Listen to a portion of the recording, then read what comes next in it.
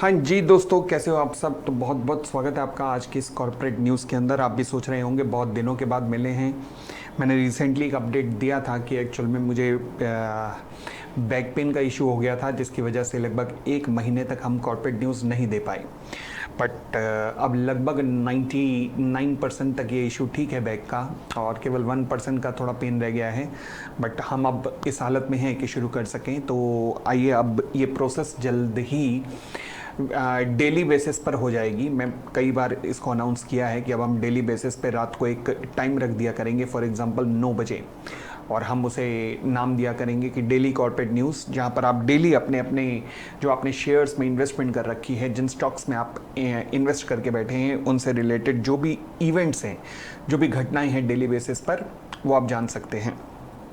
ठीक है, तो आज की कॉर्पोरेट न्यूज़ हम लोग शुरू करते हैं। और जैसे हमने एक परंपरा शुरू की थी कि कॉर्पोरेट न्यूज़ के साथ साथ हम जियो पॉलिटिकल न्यूज़ भी कवर करेंगे, तो आज की जो सबसे बड़ी जियो पॉलिटिकल न्यूज़ होगी उसको भी हम आज साथ में ही देखेंगे।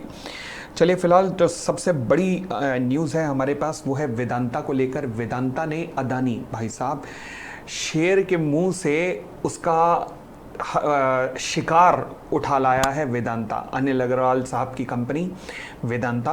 और जिन्होंने अदानी से उनका शिकार, फॉर एग्जांपल आप जानते होंगे कि अदानी ने बिड सबमिट की थी जेपी एसोसिएट के लिए। जेपी एसोसिएट क्या है? भारत के इंफ्रास्ट्रक्चर सेक्टर में आज से एक दशक पहले या 10 साल पहले एक बहुत बड़ी कंपनी हुआ करती थी, जो कि इंसॉल्वेंसी में चली गई। अब जब कोई भी कंपनी इंसॉल्वेंसी में जाती है हमारे देश में, तो फिर उसके ऊपर एक कानून लग जाता है जिसे कहते हैं इंसॉल्वेंसी एंड बैंक्रप्सी कोड। जब ये कानून लगता है तो इस कानून के अंतर्गत बिडर्स को मौका दिया जाता है कि आइए और इस कंपनी को टेक ओवर कीजिए। तो इसी मौके को भुनाने के लिए अदानी ने बिड सबमिट की थी लगभग 12,000 करोड़ की। वेदांता ने उस बिड को टेक ओवर करते हुए 12,600 करोड़ के करीब बिड सबमिट की, और क्रेडिटर्स ने वेदांता के प्रपोजल को अप्रूवल दी। ऑब्वियसली वेदांता का अप्रूवल ज़्यादा अच्छा होगा, इनका प्रपोजल ज़्यादा अच्छा होगा। तो इस तरीके से वेदांता ने अदानी के हाथ में जाने वाला हथियार, लोग ये मान चुके थे कि अदानी की हो जाएगी जेपी एसोसिएट्स, बट फिलहाल अब वेदांता टेक ओवर करके चला गया है। वेदांता क्या करते हैं? वेदांता अनिल अग्रवाल साहब की कंपनी है। जैसे अदानी के बारे में आप जानते हैं गौतम अदानी की कंपनी है, वैसे ही माइनिंग के अंदर इनका बहुत बड़ा बिजनेस है। और इसके अलावा जिंक वगैरह में भी बहुत बड़ा कारोबार है। हिंदुस्तान जिंक नाम की कंपनी भी इन्हीं की कंपनी है। तो मतलब एक बहुत बड़ा बिजनेस एम्पायर है हमारे देश का ये वेदांता ग्रुप। ठीक है जी। तो फिलहाल अदानी के हाथ से जेपी एसोसिएट नाम की कंपनी अब जा चुकी है। अच्छा, अगली हमारे पास आज कॉर्पोरेट न्यूज़ है आकाशा एयर को लेकर। आप जानते हैं आकाशा एयर की स्थापना अभी हुई है रिसेंटली, कुछ साल पहले ही। और राकेश झुनझुनवाला हमारे देश के सबसे बड़े स्टॉक मार्केट के एक्सपर्ट कह सकते हो, या फिर इन्वेस्टर कह सकते हो, जिन्होंने इस आकाशा एयर की स्थापना की थी। और ये कंपनी इतनी तेज़ी से आगे बढ़ी है, इतनी तेज़ी से आगे बढ़ी है कि अब ये भारत की थर्ड रेवेन्यू के टर्म्स में थर्ड सबसे बड़ी कंपनी बन चुकी है। तो सवाल उठा, सर सबसे बड़ी कौन है? सबसे बड़ी है इंडिगो, अराउंड टर्नओवर है जिसकी 80,000 करोड़ की। फिर उसके बाद एयर इंडिया, जिसकी टर्नओवर है अराउंड 76,000 करोड़ की। और अब आ चुकी है आकाशा एयर, जिन्होंने स्पाइस जेट को रिप्लेस किया है रिसेंटली। स्पाइस जेट हमेशा, जिसके साथ कहीं ना कहीं कुछ ना कुछ कॉर्पोरेट गवर्नेंस इशू हमेशा ही रहते हैं, कुछ ना कुछ उटपटांग इशू चलते ही रहते हैं। फिलहाल वो भी कोशिश कर रहे हैं अपने पैरों पे खड़े होने की। उनके 10 जो प्लेन्स हैं वो ग्राउंडेड हैं, चल नहीं पा रहे क्योंकि उन्होंने उसका लीज रेंट पे नहीं किया है। तो फिलहाल कंपनी इस प्लानिंग की, हाँ, कहीं से फंड दोबारा इकट्ठा करके दोबारा से उनका लीज रेंट पे किया जाए, ताकि वो जहाज भी हवा में उड़ सकें और कंपनी को रेवेन्यू आ सके। तो देखते हैं खैर आगे क्या होता है। बट फिलहाल एक बहुत अच्छी न्यूज़ आई है फॉरेन पोर्टफोलियो इन्वेस्टर्स को लेकर। फॉरेन पोर्टफोलियो इन्वेस्टर्स ये कौन होते हैं? ये वो लोग हैं जो विदेशों में बैठे हैं, बड़े बड़े फंड्स, बड़े बड़े कंपनीज जो हमारे देश में स्टॉक मार्केट में हमारे पैसा लगाते हैं। जब हम कहते हैं ना कि भाई साहब स्टॉक मार्केट में से एफआईआई पैसा निकाल रहे हैं, तो रीज़न क्या है? उसके कई रीज़न्स हैं एफआईआई के निकालने के, जिनमें से एक बड़ा रीज़न ये है कि वो प्रॉफिट बुकिंग कर रहे हैं। और उन्हीं में से एक बड़ा रीज़न जो रिसेंटली जब हमारे सेबी के चेयरपर्सन साहब इनसे मीटिंग करने के लिए गए डिफरेंट एफआईआई से, और ये मीटिंग हुई हांगकांग के अंदर। तो वहाँ ये समझ आया कि एक बड़ा रीज़न ये है कि सर ये ना मतलब भारत में जो कहीं ना कहीं लाल फीताशाही या ब्यूरोक्रेसी है, वो कहते हैं कि यार इन चक्करों को कम किया जाए। मतलब हमें कई तरीके की अप्रूवल लेनी पड़ती है अगर हम इंडिया में इन्वेस्ट करना चाहते हैं। कई सारे हमारे ऊपर कानून, कई तरीके के रजिस्ट्रेशन हमारे ऊपर इफेक्टिव हो जाते हैं। भाई हम इन्वेस्ट करना चाह रहे हैं, हमें इन्वेस्ट करने तो प्रॉफिट बुक करके ले जाएंगे, तो उसमें कई तरीके के रजिस्ट्रेशन क्यों करा रहे हो। तो फिलहाल इनके लिए प्रोसेस को काफ़ी ईज कर दिया गया है, काफ़ी आसान कर दिया गया है, ताकि ये भारत के स्टॉक मार्केट में हल्का सा रजिस्ट्रेशन करवाकर बस अपनी एंट्री ले सकें, और जब चाहे इन्होंने प्रॉफिट बुकिंग करनी हो तो ये कर सकें। तो यानी कि इनके लिए आने और इनके रहने के लिए हमने एक सुविधाजनक वातावरण तैयार किया है। उम्मीद है कि इससे एफआईआई का इनफ्लो बढ़ेगा जब स्टॉक मार्केट में एफआईआई का इनफ्लो आएगा, क्योंकि पिछले साल सितंबर से लगातार एफआईआईज, फॉरेन इंस्टीट्यूशनल इन्वेस्टर बोले तो, पैसा मार्केट से निकाल रहे हैं। तो सवाल उठा कि सर फिर भी स्टॉक मार्केट चल क्यों रही है, क्योंकि एफआईआई निकाल रहे हैं परंतु डीआईआई पैसा लगा रहे हैं। डीआईआई मतलब डोमेस्टिक इंस्टीट्यूशनल इन्वेस्टर्स। सबसे बड़ा डोमेस्टिक इंस्टीट्यूशनल इन्वेस्टर्स देश में कौन होते हैं?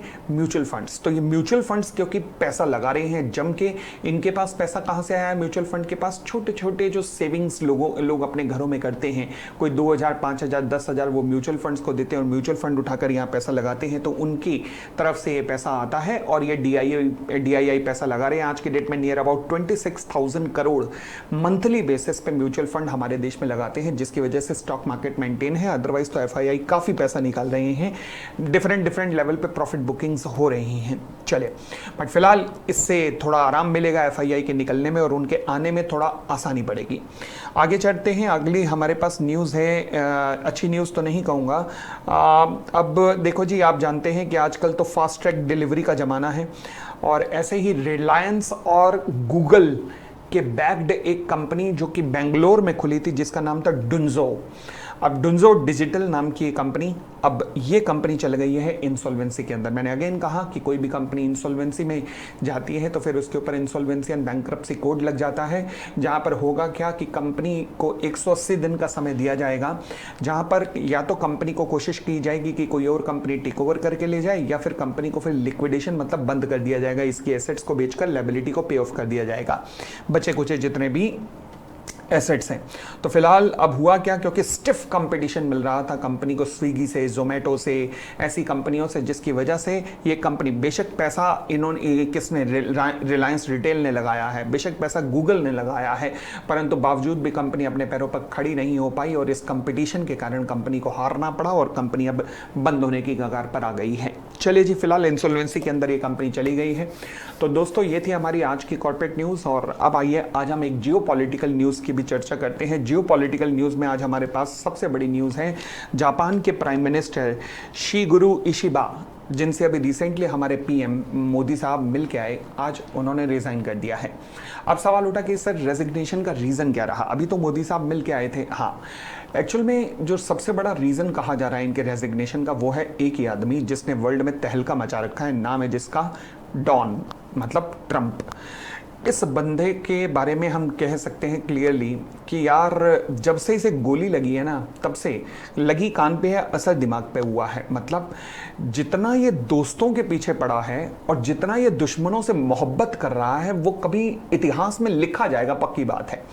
भाई साहब, इसके दोस्त कौन थे? जापान, लग गया टैरिफ, साउथ कोरिया लग गया टैरिफ, ब्राज़ील टैरिफ पे टैरिफ, यूरोप जबरदस्त टैरिफ, इंडिया लो जी आपके सामने ही है, हमें भी दोस्ती कंसीडर किया जाता था, ठीक है ना।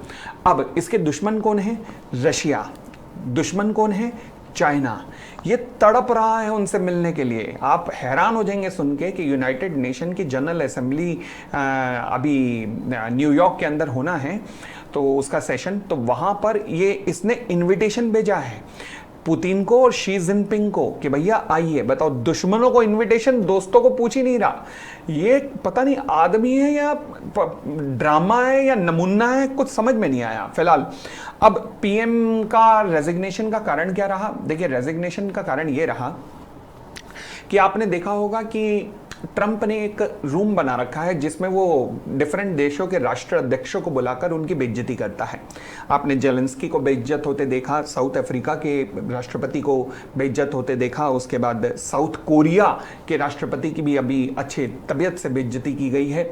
मतलब बुला बुला के बेइज्जती कर रहा है, लोगों की बुला बुला के बेइज्जती कर रहा है, पता नहीं क्या समझ रखा है इसने अपने को। खैर, अब हुआ क्या कि जापान में लोग बड़े ज़्यादा कंसर्न थे। वो कंसर्न किस चीज़ के थे कि भैया जापान की कंपनियों के ऊपर, खासकर जापान का सबसे ज़्यादा एक्सपोर्ट होता है यूएस में कारों का, तो कारों के ऊपर इसने 30% का टैरिफ लगा दिया, सॉरी 35% का टैरिफ लगा दिया। पूरी इंडस्ट्री हिल गई जापान की। अब जापान ने इसे नेगोशिएट किया, ये गए खुद नेगोशिएट करने, और नेगोशिएशन की टर्म्स बहुत ही बुरी थी। बुरी इन द सेंस, ट्रंप का कहना था कि जापान अमेरिकन इकोनॉमी में $550 बिलियन लगाएगा। पता है, जापान ने अभी रिसेंटली मोदी साहब की यात्रा में कहा है कि हम इंडिया में 67 बिलियन लगाएंगे। हम नाच रहे हैं कि भाई जापान हमारा दोस्त है। इसने कहा है ट्रंप ने कि जापान हमारे पास 550 बिलियन लगाएगा, और कहां लगाएगा वो भी हम बताएंगे। यानी कि पूरी तरह से नोच खाया जापान को। अब जापान के लोग इससे बहुत खुंदक में हैं। वो कह रहे हैं यार ये तो गलत बात है, ऐसा थोड़ा ना होना चाहिए, मतलब पूरी तरह से आज़ादी गिरवी रख के आ गए हो आप लोग। सेम हालात साउथ कोरिया के भी होने वाले हैं, वहाँ पे भी यही हालात हैं कि तुमने पूरी आज़ादी अपनी गिरवी रख दी है, पूरे की पूरा अपने आप को नीलाम करके आ गए हो। भारत क्योंकि टिका रहा, भारत क्योंकि अटका रहा, तो इसलिए भारत के ऊपर टैरिफ लग गया 50%। अब ध्यान रखना, मैं कई बार पोस्ट सुन रहा हूं ना, और तो और हमारे so called economist mister Raghuram Rajan, जिन्हें हम RRR के नाम से कहते थे कि वाह इकोनॉमिस्ट पैदा हुआ है देश में, वो कलाकार साहब क्या कह रहे हैं, कह रहे भारत को अमेरिका की बात मान लेनी चाहिए। अबे कैसी बातें करता, मतलब ऐसे लगता है कि ये लोग ना बिके हुए लोग हमारे देश में कुछ ज्यादा पाए जाते हैं। दिक्कत ये है, अमेरिका की बात मान लेनी चाहिए, अपना आत्मसम्मान गिरवी रखवा देना चाहिए। मतलब कमाल है यार, कमाल है। अपने किसानों को, अपने देश के एनिमल हस्बेंड्री को, सबको तबाह कर देना चाहिए। तुम यूएस में बैठे हो तो तुम ऐसी ही बातें करोगे ना, तो यही दिक्कत है। फिलहाल आज पीएम को यहां पर रिजाइन करना पड़ा। आगे भी कई और राष्ट्राध्यक्षों के रिजाइन होने पक्के हैं, जिसमें से अगला नंबर मुझे साउथ कोरिया का लग रहा है। बट ये ट्रंप, मैं कह सकता हूं कि दुनिया के लिए वो दर्द है जिसने कई देशों को अत्यंत दर्द में डाल दिया है, और आगे पता नहीं है क्या करने वाला है। चलिए दोस्तों, तो ये थी हमारी आज की कॉर्पोरेट न्यूज़ और जियोपॉलिटिकल न्यूज़। हम आगे ही ऐसी न्यूज़ को आप जारी रखेंगे। मैं मुश्किल से अब 10 दिन के बाद इस न्यूज़ को डेली करने जा रहा हूं, बट फिलहाल तब तक ऑल्टरनेट डेज पर रहेगी। बहुत बहुत धन्यवाद। Thank you, bye bye, take care, खुश रहिए।